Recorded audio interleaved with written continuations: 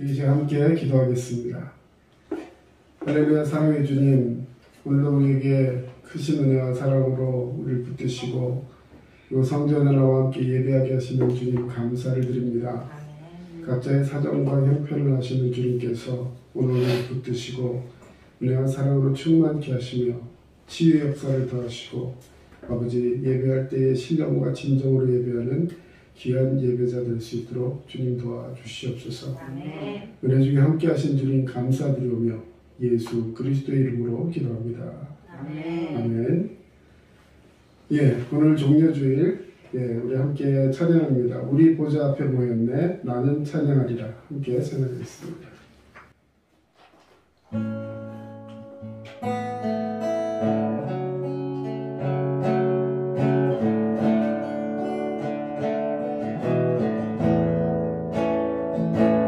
우리 보좌 앞에 모였네 함께 주를 찬양하며 하나님의 사랑 그 아들 주셨네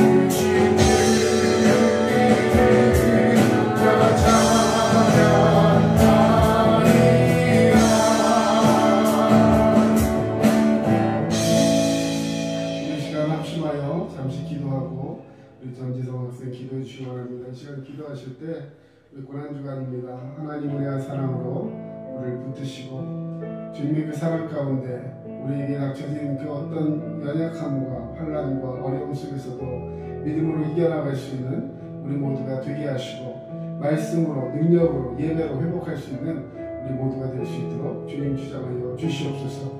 이제 우리 한번 기도하고 전지상 선생 기도해 주시겠습니다. 할렐루야. 주님 감사합니다. 아버지 주님의 은혜의 사랑을 받으시고 모든 믿음으로 기억해가시고 기도하시옵소서. 우리가 진리를 주장해 주시고 주님 도와주시옵소서. 특별히 제가 기도할 때에 아버지의 신령의 역사하심과 인도하심과 말미암아 아버지 우리를 주장하시고 함께 하실 줄 믿습니다. 오늘 아버지 주여 일만 예배하게 하옵소서. 아버지 우리의 심령을 주장하는 기도하는 주님도 보시고 도와주시옵소서. 아버지 상한 심령을 만드시고 고치시는 주님도 주님의 의로운 성령을 받으시고 피고되는 성령을 안수하여 주시옵소서. 주의 역사가 나타나시고 아버지에게 예배의 회복을 나타나게 하시며 말씀 속에 승리하는 자가 될 수 있도록 주님 도와주시옵소서.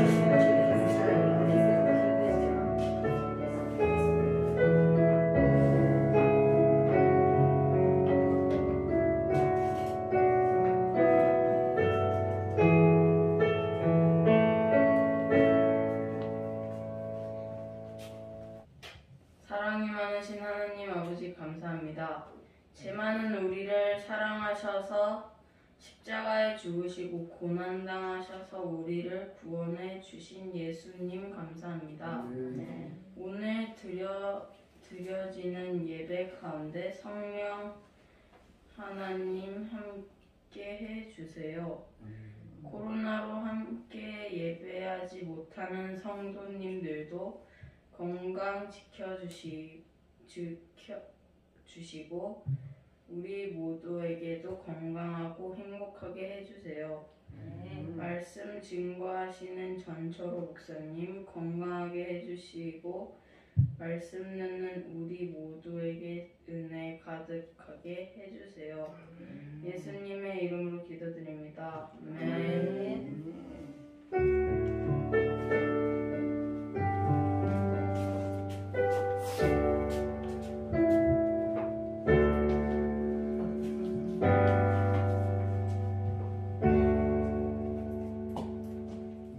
말씀 사도행전 8장 1절에서 8절까지인데 6절까지만 읽겠습니다. 예, 다 같이 함께 읽겠습니다. 사울은 그가 죽임당함을 마땅히 여기더라. 그날에 예루살렘에 있는 교회에 큰 박해가 있어 사도 외에는 다 유대와 사마리아 모든 땅으로 흩어지니라.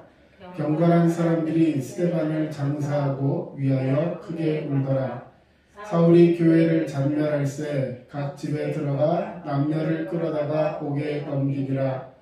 그 흩어진 사람들이 두루 다니며 복음의 말씀을 전할새 빌립이 사마리아 성에 내려가 그리스도를 백성에게 전파하니 우리가 빌립의 말도 듣고 행하는 표적도 보고 한 마음으로 그가 하는 말을 따르더라. 아멘.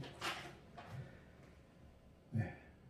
자, 오늘 우리 종려주일 그리고 이제 오늘부터 고난주간이 시작됩니다.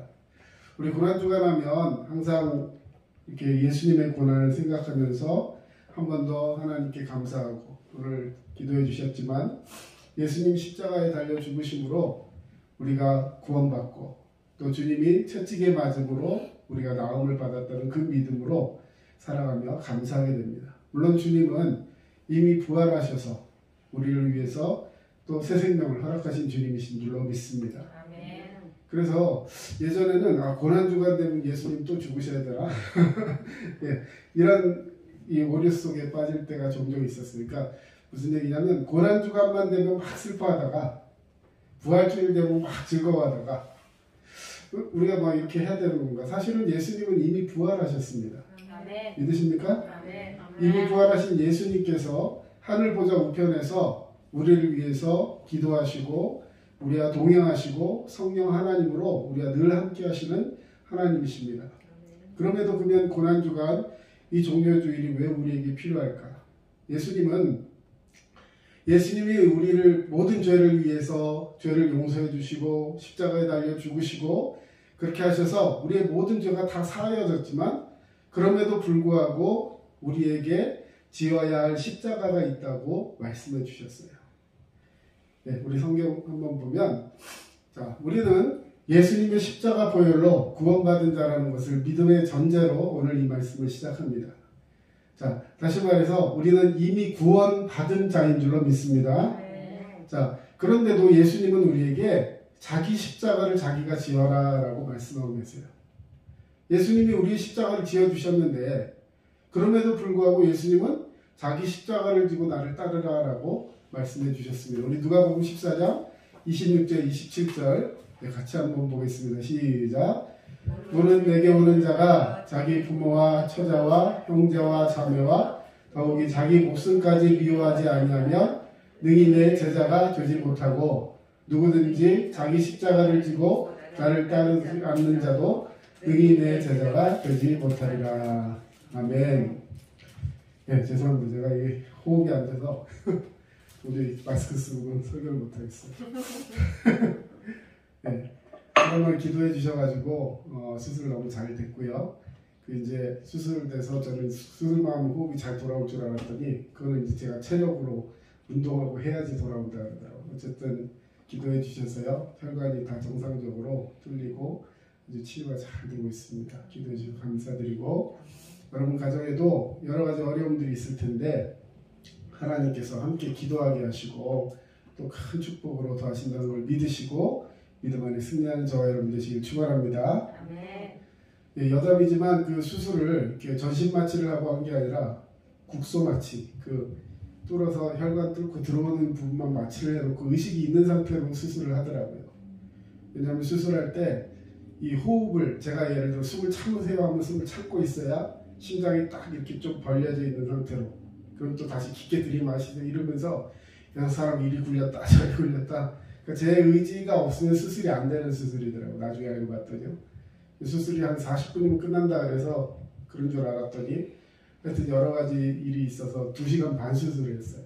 꽤 긴 시간이었는데 그 기간 동안에 누워있으면서 이 찬양을 했습니다. 마음속으로 찬양을 하면서 하나님 은혜, 나를 지으시니가 하나님, 나를 부르시니도 하나님 하면서 찬양하면서 여러분 한 사람 한 사람 이름을 불러가면서 수술대에서 기도했어요. 너무 감사하더라고요. 살아있음에 감사하고 또 그 시간에 뭐 염려나 이런 게 아니라 우리 성도님들 생각하면서 기도할 수 있었던 게 저에게 또 큰 은혜였습니다. 나오자마자 그 찬양 우리 같이 찬양하면서 예배 때 찬양을 했었어요. 네. 하나님 은혜가 오늘 우리에게도 충만한 줄로 믿습니다. 네, 금방 읽으셨던 말씀 제가 다시 한번 보면 자 무릇 그러니까 모든 사람은 내게 오는 자 예수님께로 오는 자는 자기 부모, 처자, 형제, 자매 거기다 자기 목숨까지 미워해야지만 예수님의 제자가 된다는 거예요. 제가 이 중학교 때 고등학교 때 이 사명받고 소명받고 하나님의 사람으로 쓰임받겠습니다 기도하면서 가장 마음속에 걸렸던 성경 구절이 이 구절이에요. 아니 예수 믿는 사람은 자기 부모를 미워해야 되나? 어떻게 생각하십니까? 네. 자기 처자 여기 뭐 처도 있고 자도 있는데 자기 처자를 미워해요. 네? 요즘 사실 요즘 같은 세상에 가장 그 핵심적인 게 뭐예요? 가족이잖아요. 네? 가족이 잘 되기를 원하고 딸이 자녀가 남편이 아내가 부모님이 잘 되기를 원하고 함께 건강하기를 원하고 그런 게 거의 마음속에 굉장히 행복이라고 생각하고 그걸 놓고 기도하는데 그걸 미워하라는 겁니다. 심지어는 자기 목숨까지도 미워하래요. 그러지 않으면 예수님 제자가 아니다. 저는 이 말씀이 굉장히 그 어렸을 때 마음속에 많이 걸렸어요. 아니 우리 한국 사람들 동방예의지기고 효의 나라인데 부모를 미워하고서 예수님을 따르라? 주변에 보면 그런 분들이 좀 있었거든요. 종교관이 맞지 않고 여러 가지 때문에 부모님께 버림을 당하거나 아니면 집을 나와가지고 자식과 부모 사이 연을 끊으면서 이 신앙을 지켜야 하는 그런 사람들 자 그런 생각을 하면서 나에게 그런 걸 요구하시나? 이런 생각을 한번 해봤어요. 그런데 여기서 미워한다는 말이 굉장히 중요한 말입니다. 여러분 미워한다는 말은 무슨 말이냐면 가장 사랑하는 것 그거 외에는 다 미워하는 거예요. 이렇게 예를 들면 금방 와닿을 겁니다. 자, 여러분 요즘 뭐 세상적인 걸 보면 이 부부끼리, 다시 말해 아내가 있음에도 불구하고 다른 여자를 이렇게 사랑하는 그런 경우들이 주말 연속극이나 이런 데 많이 나오죠. 흔한 말로 바람을 핀다 이렇게 얘기를 하는데, 자, 그런데 대부분 열의 9은 물어봐도요, 그러면 아내를 사랑하지 않습니까? 라고 얘기하면 아내를 사랑한다 그래요. 여자들은 좀 다릅니다. 근데 남자들은 그런 식으로 대답을 해요. 아내를 분명히 사랑한대요. 그런데 그 말하자면 또 다른 내연의 그 여자도 사랑한다는 거예요. 그러면 이게 있을 수 있습니까? 예를 들어 아내된 입장에서 나를 두고 다른 여자를 이렇게 저기 하면서 나를 사랑한다는 말이 인정이 돼요? 인정이 되면 돌붙여죠. 있을 수가 없는 얘기예요. 자, 무슨 말이냐면요, 사랑하는 것, 가장 사랑하는 그것 외에 다른 것은 다른 입장에서 보면 나보다 더 사랑하는 것이 있기 때문에 나를 미워한다라고 생각한다는 거예요. 나를 가장 사랑한다 해놓고 다른 사람을 사랑하면 내 입장에서는 그건 나를 사랑하는 게 아닌 거예요. 무슨 말입니까? 우리는 하나님을 사랑하는 자인 줄로 믿습니다. 예수님을 사랑하는 자인 줄로 믿습니다. 예수님의 제자는 예수님을 사랑하는 자여야 하는 거예요. 그런데 예수님을 가장 사랑하지 않고 예수님보다 더 사랑하는 게 있으면 예수님의 입장에서는 예수님을 사랑하지 않는 거라는 거예요. 그걸 다른 말로 표현해서 미워한다라고 표현한 거예요. 여러분, 사랑의 반대는 무관심이다 이런 말 들어보셨을 거예요. 미워한다는 말은 다른 말로 표현하면 애증의 관계 속에 있는 겁니다. 우선순위에서 밀린다는 거예요. 다시 말해서 가족을 뭐 무관심 갖거나 가족을 떠나거나 가족과의 관계에 연을 끊어라 이런 얘기가 아니라 가족을 사랑하고 형제를 사랑하고 자기 목숨에 대한 그 자기 정체성에 대해서도 사랑하지만 그러나 그 무엇보다도 나는 예수님을 사랑합니다 라고 고백하는 것, 이것이 제자의 마음이라는 거예요. 그래서 보면은 에베소서에도 보면 부모를 공경하라 라고 되어 있어요. 그러나 뭐라고 되어 있습니까? 주 안에서 공경하라. 예수님 안에서 하나님께서 내게 허락하신 이 모든 은혜와 사명을 붙들고 믿음 안에서 주님 주신 사랑으로 가족을 위해 기도하고 가족을 사랑하고 형제를 사랑하며 용서하고 희생하며 나아가는 것, 이것이 오늘 주님께서 우리에게 주신 사랑의 능력인 줄로 믿습니다. 그래서 그런 마음을 가지고 사랑해야지 예수님의 제자가 되지, 그렇지 않고 정말 다른 거 사랑하고 다른 거 좋아하고 이것도 우선이고 이것도 우선이고 전부 다 마음속에 혼재되어 있는 그런 불확실한 마음 속에서 주님도 조금 사랑합니다 이런 마음을 가지고 결단 가지고는 주님의 제자로서의 삶을 살아갈 수가 없다는 거예요. 오늘 주님은 우리에게 우선순위를 요구하고 있어요. 우리의 모든 삶 가운데 주님이 우리를 인정하시고 우리에게 놀라운 축복의 역사를 더하시는 주님의 제자가 되기를 축원합니다. 그렇다면 이제 결단해야 됩니다. 나는 주님의 제자로서 내게 허락하신 이 모든 것들보다 주님을 더 사랑합니다. 이 믿음의 고백이 우리를 살리게 되는 줄로 믿습니다. 그렇다면 능히 제자가 되지 못하고 누구든지 자기의 십자가를 지고 나를 따르지 않는 자도 능히 내 제자가 되지 못하리라 말씀해 주셨습니다. 자기 십자가를 져라. 이거는 구원의 십자가가 아니에요. 주님은 우리의 죄를 용서하시고 구원하시기 위해서 우리 죄를 대신해서 구원의 십자가를 지신 줄로 믿습니다. 그럼 우리는 무슨 십자가를 져야 될까요? 자기의 삶 속에 나타난 삶의 몽해들의 십자가를 져야 한다는 거예요. 우리는 예수 믿음에도 불구하고 우리 가운데 죄성이 남아있고 하나님 말씀대로 살아가지 못하는 부분들에 대한 우리가 씻고 회복하고 믿음으로 서야 할 분명한 것들이 우리에게 요구된다는 것입니다. 이 십자가는 성도가 신앙 안에서 당하는 내적이고 외적인 고난들을 의미합니다. 여러분, 예수 믿으면 우리에게 더 이상 고난이 없을까요? 성경은 우리에게 그렇게 말씀하고 있지 않습니다. 예수 믿음으로 인해서 우리에게 닥쳐오는 고난들도 있습니다. 물론 저는 제목을 고난의 신비라고 제목을 붙여보았어요. 사랑하는 성도 여러분, 믿는 우리에게도 고난이 찾아옵니다. 그래서 성경은 그런 일을 당할 때 이상하게 여기지 말라라고 얘기했어요. 예. 우리 성경 베드로전서 4장 12절 같이 한번 읽어보겠습니다. 시작. 사랑하는 자들아 너희를 연단하려고 오는 불시험을 이상한 일 당하는 것 같이 이상히 여기지 말고 오히려 너희가 그리스도의 고난에 참여하는 것으로 즐거워하라. 이는 그의 영광을 나타내실 때에 너희로 즐거워하고 기뻐하게 하려 함이라. 아멘. 자, 그 시험이 다가오는데 그것을 연단하려고 우리에게 다가오는 불시험이다 이렇게 표현하고 있습니다. 자, 불시험. 이 불시험, 연단하려고 오는 불시험 무슨 말이냐면, 자, 쇠를 정금을 만들어서 아주 좋은 쇠로 만들기 위해서는 그것을 불에다가 달구죠. 그래가지고 그것을 막 두드려가지고 다시 찬물에다 탁 넣었다가 뺐다가 또 달궜다가 치고 해요. 그러면 그 탕탕 치고 달구는 사이에 쇠 사이에 들어있던 불순물, 탄소 덩어리 이런 것들이 다 빠져나갑니다. 그래서 그렇게 되면 점점 처음엔 떡철이라서 굉장히 무른 철이었다가 이것이 나중에 강하게 강철로 변하게 되고 거기다 다시 합금을 하고 이러면 굉장히 강한 고강도의 농기구라든지 무기라든지 이런 걸 만드는 그런 재련의 과정을 거친다는 거죠. 그래서 그 재련의 과정, 강철로 만드는 좋은 쇠로 만드는 그 과정을 연단한다고 표현합니다. 다시 말해서 좋은 것으로 태어나기 위해서는 이 불시험, 불을 굽고 다시 때리고 차갑게 식히고 하는 이런 과정들을 거쳐야 한다는 것입니다. 자, 그것이 당하는 입장에서는 굉장히 어려운 일일 거예요.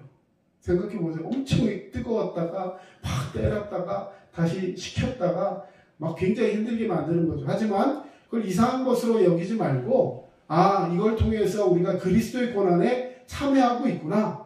그리고서 이제는 그의 영광이 나타나실 때 우리에게도 하나님의 영광이 임하여서 즐겁게 되고 기뻐하게 하시려고 주님이 나에게 이 시험을 허락하셨구나.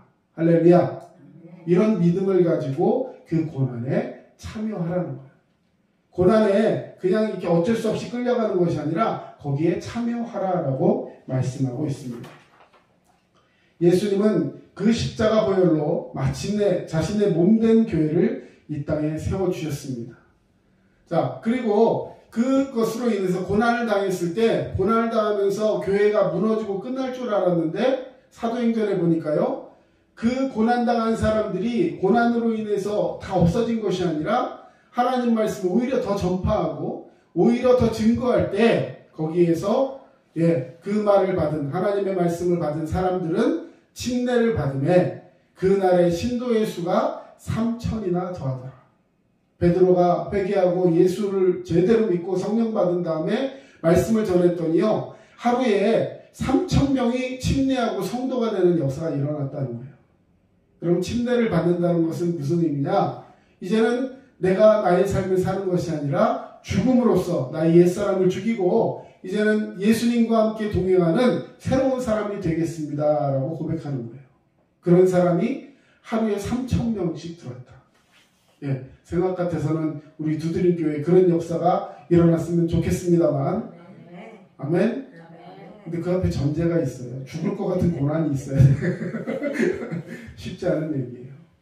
여러분, 저도 처음에는 이 말이 너무 좋았어요. 하루에 3,000명씩 예수 믿고 회개하는 사람이 일어났으면 꼭 우리 교회에 오지 않더라도 요즘같이 정말로 힘들고 어려운 시대 속에 살아가면서 교회가 핍박받고 조롱받는 이 시기에 예수 믿는 사람들이 이렇게 늘어나게 된다면 얼마나 좋을까. 그걸 놓고 기도했어요. 그런데 전제가 뭐라고요? 예수님 때문에 불시험을 당하는 엄청난 역사가 일어난다는 거예요. 여러분 요즘 전쟁하고 있는 나라 있죠. 어느 나라죠? 우크라이나. 그럼 거기에 요즘 제일 필요한 게 뭔지 아세요? 음식. 뭐가 제일 부족할 것 같아요? 뭐 부족한 게 한둘이 아니겠죠. 근데 얼마 전에 차를 타고 가다 극동방송에서 그런 얘기를 들었어요. 요즘 우크라이나에 정말로 필요한 게 있습니다. 뭐냐 들어봤더니 성경책이 부족하대요. 예전에는 사람들이 찾지도 않았는데 사람들이 성경을 찾고 예배를 드리고 하나님 앞에 나오기를 사모하고 있대요. 마치 언제 같습니까? 우리나라에 전쟁이 터지고 우리나라에 정말 어려움이 있을 때, 예루살렘에 핍박이 다가왔을 때, 어느 곳에서든지요, 여러분 어려움 당하고 힘든 일이 있을 때 사람들은 다시금 하나님께로 찾아옵니다. 우리에게 요즘 왜 교회가 박해를 받고 핍박을 당하는지 아십니까? 불이익을 당하고 하는 줄 아세요? 사람들이 힘든 것이 없어서 그래요. 그런데 여러분, 이럴 때일수록 우리가 하나님 말씀을 붙들고 살아가게 되면 그 믿음이 결국은 하나님의 은혜를 우리에게 허락하시고 성령의 감동을 주셔서 이 나라 이 민족을 변화시키는 믿음의 역사가 바로 저와 여러분을 통해서 나타나게 될 줄로 믿습니다. 자, 베드로전서 4장 12절에 이런 말씀이 있습니다. 사랑하는 자녀들아, 너희를 연단하려고 오는 불시험을 이상한 것 당하는 것 같이 이상하게 여기지 말라. 금방 아까 읽었던 말씀이죠. 자, 여러분, 사도들이 막 연단을 당하고 예수 믿는 사람들이 핍박을 받고 그것으로 인해서 그냥 교회가 단순한 어려움을 당하는 것이 아니라 존폐의 위기 속에 있었어요. 초대교회. 자, 여러분, 그런 상황들을 이상하게 여기지 말라는 것이죠. 또 욥기서에 보면 이런 말씀이 있습니다. 그러나 내가 가는 길을 그가 아시나니 그가 나를 단련한 후에는 내가 순금같이 되어 나오리라. 정금같이 되어 나오리라. 우리 뭐 찬양도 너무나 귀한 찬양이 있지만 내가 가는 그 길을 아시나니. 여러분, 욥이 너무나 큰 고통을 당할 때 하나님 원망하지 않았어요. 그리고 이렇게 고백했다는 거죠. 내가 가는 길을 하나님 아시니까. 나는 이렇게 단련되어서 순금같이, 정금같이 나아오리라. 여러분, 우리에게 이런 믿음의 고백이 있어야 하는 줄로 믿습니다. 여러분, 이것이 성경에 우리에게 허락하신 고난에 대한 입장이에요. 그런데 우리가 실제적으로 고난 당하는 입장에서 한번 생각을 해봅시다. 고난 당하는 입장. 최근에 뭐 어려운 일들 있으셨습니까? 여러분, 고난이라는 것은요, 누구의 고난이 가장 큰 거예요? 누구의 고난이 가장 클까요? 엊그저께 TV 보니까 뭐 재방송이었는지 3.1운동 때 그 서대문 교도소 안에 있었던 그 뭐 유관순과 함께 있었던 그 사람, 뭐 이런 얘기가 나오더라고요.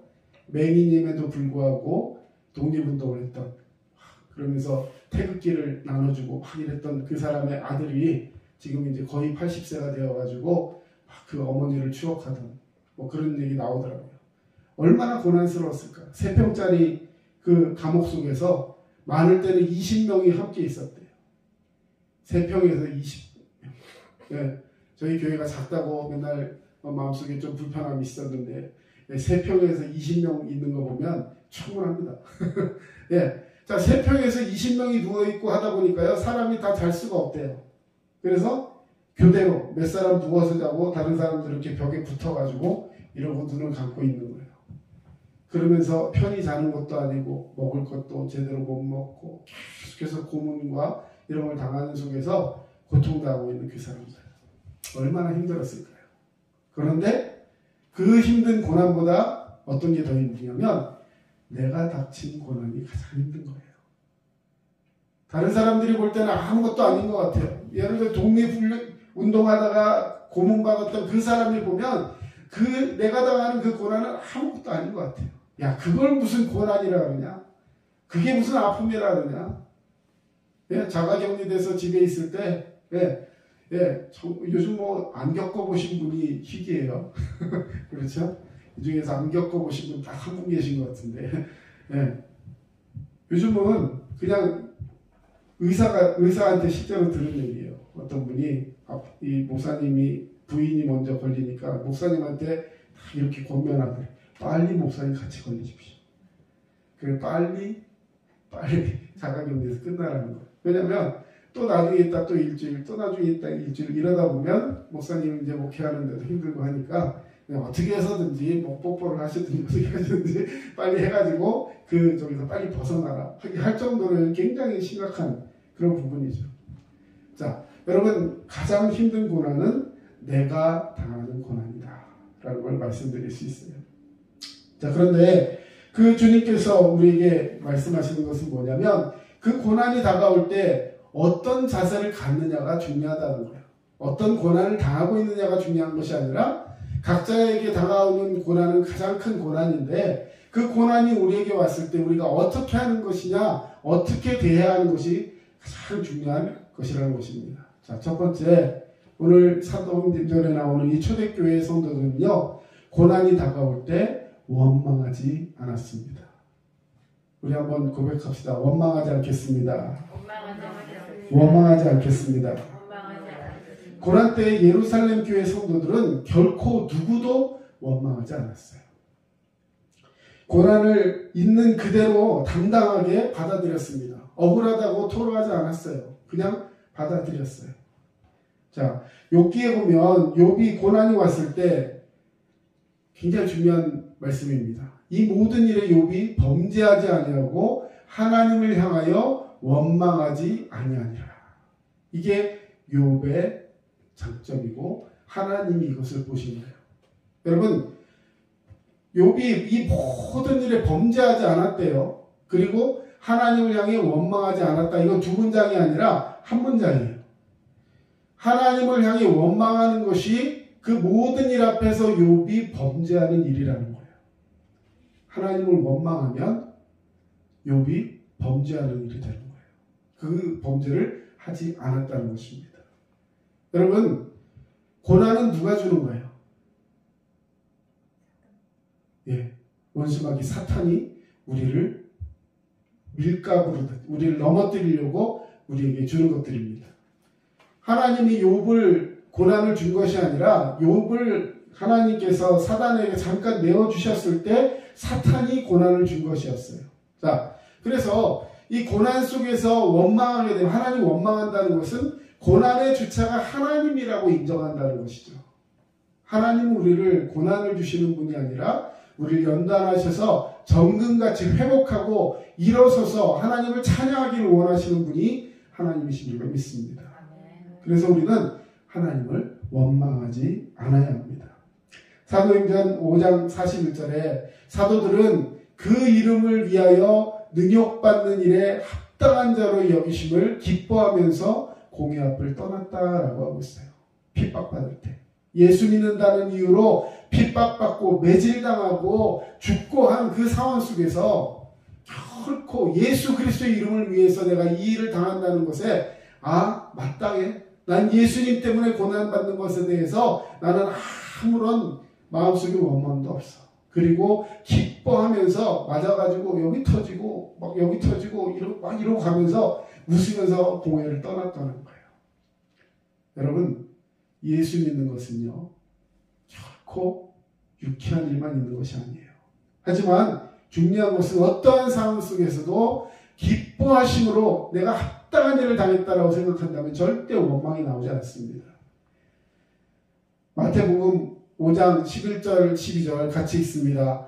나로 말미암아 너희를 욕하고 박해하고 거짓으로 너희를 거슬러 모든 악한 말을 할 때에는 너희에게 뭐가 있어요? 복이 있나니 기뻐하고 즐거워하라. 하늘에서 너희의 상이 크니라.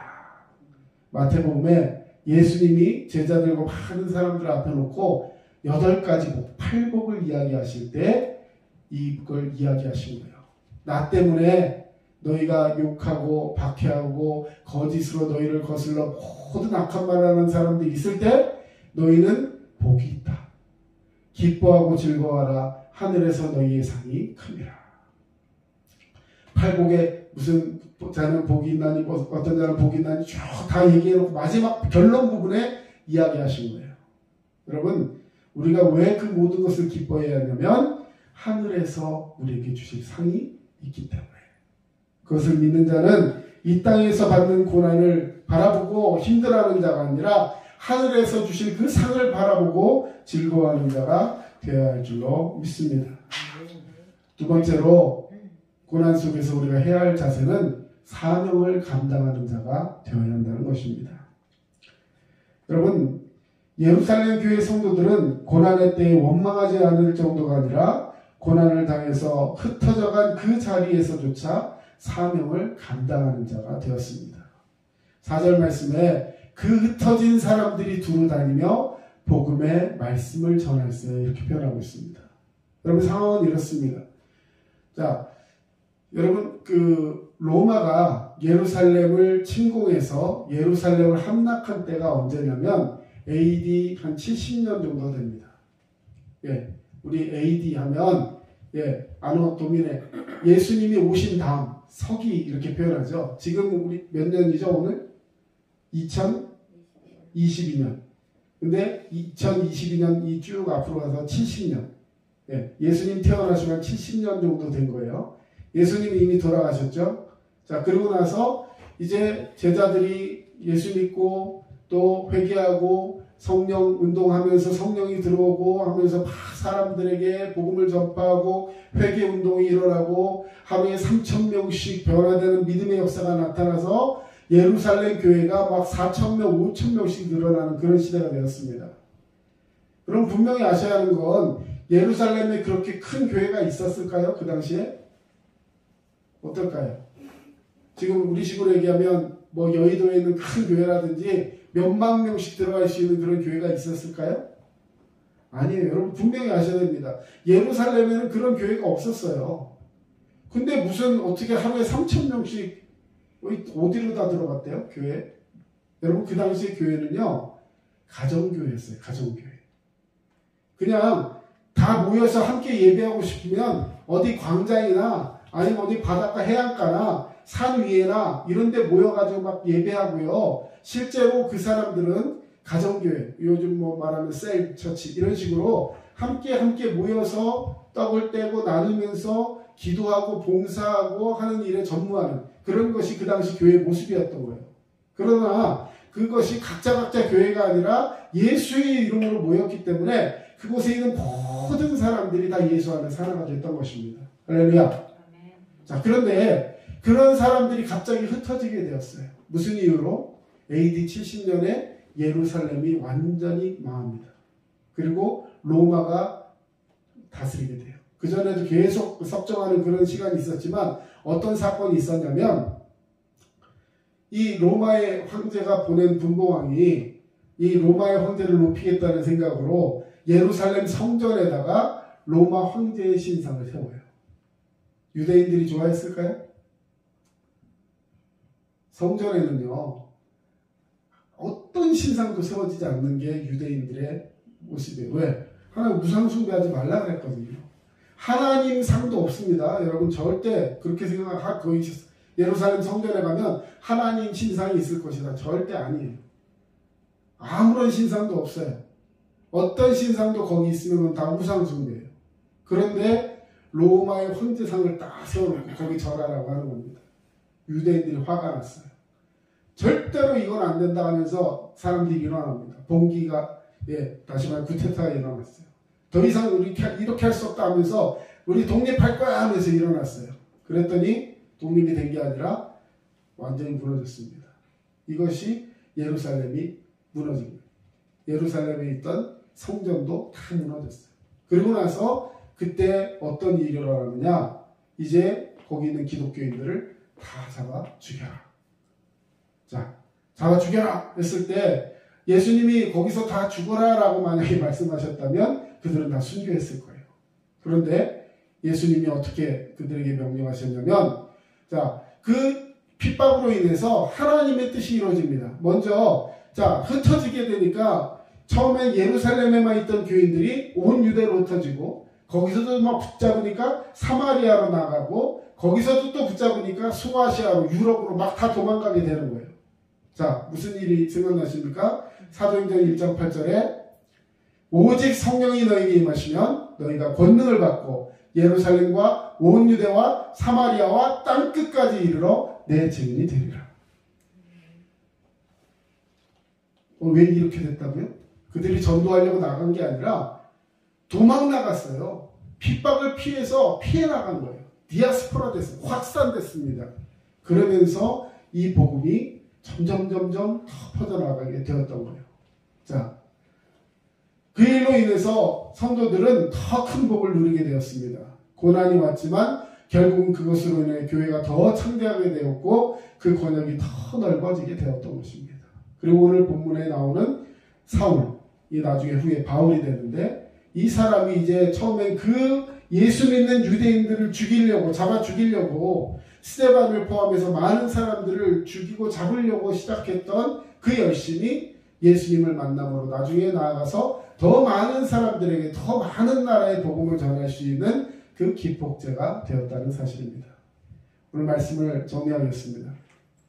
여러분, 로마의 박해에 대해서 예수님이 피하라는 말씀을 하셨을 때 성도들은 순종했어요. 너희가 예루살렘이 군대들에게 에워싸이는 것을 보거든 그 멸망이 가까운 줄을 알라. 그때의 유대에 있는 자들은 산으로 도망할 것이며 성내에 있는 자들은 나아갈 것이며 촌에 있는 자들은 그리로 들어가지 말지어다. 예수님이 이 말씀을 하시고 유언처럼 남기셨어요. 자, 무슨 말입니까? 예루살렘의 군대들이 에워싸는 걸 보게 될 것이다. 로마 군인들이 에워싼다는 거죠.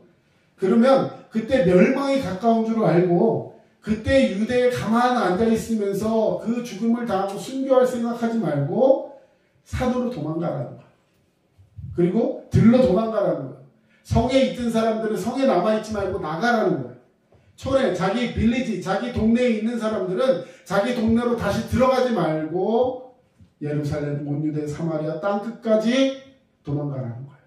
이게 예수님의 명령이었습니다.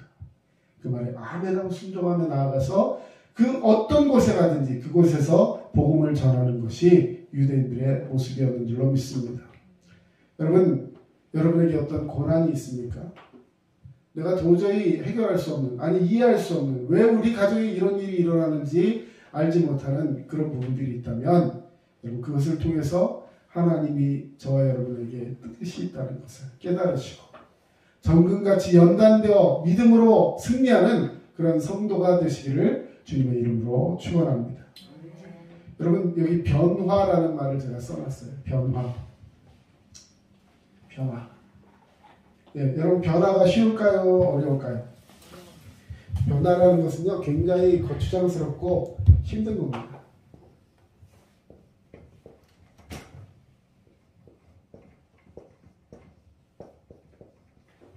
자, N자가 빠졌어요. 자, 체인지. 자, 변화. 근데 이 변화라는 것이요, 제가 어떤 영화에서 보니까 굉장히 재밌는 말을 하더라고요.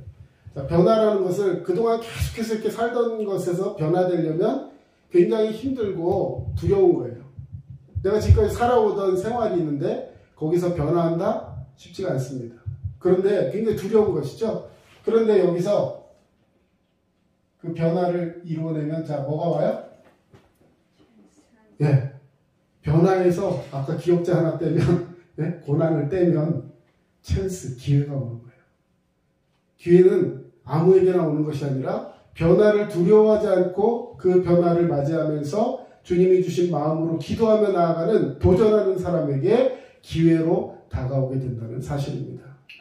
그럼 이 사실을 꼭 기억하시고 오늘 말씀 속에서 승리하는 저와 여러분 되시기를 주의 이름으로 축원합니다. 기도하겠습니다. 사랑의 주님, 감사합니다. 오늘 우리가 주님의 말씀으로 변화되기를 원합니다. 주님께서 우리에게 허락하신 일들 앞에서 순종하기를 원한다면서도 주여 변화되기를 두려워하며 안주했던 우리의 모습이 있다면 지금 내려놓습니다. 용서하시고 주님, 고난이 우리 앞에 있을 때 그 고난당하는 것을 이상하게 여기지 않고 오히려 마땅한 것으로 여기며 예수 그리스도로 말미암아 아버지 이제 연단되기를 원하는 그 순종하는 마음이 우리에게 있을 때 주님 우리를 변화시키시고 우리에게 기회를 주시고 우리를 능력으로 인도하여 주실 줄로 믿습니다. 지금은 우리 주 예수 그리스도의 은혜와 하나님 아버지의 크신 사랑하심과 성령님의 도우심과 인도하심이 주의 말씀 붙들고 믿음으로 살아가기를 원하는 모든 주의 백성들 머리 위에 이제부터 영원토록 함께 하시기를 간절히 축원하옵나이다. 아멘. 아버지 감사합니다. 아버지 주님을 찬양해 주시고 나마다 말씀 가운데 사랑을 주시도록 도와주시옵소서. 아버지 역사해 주시옵소서.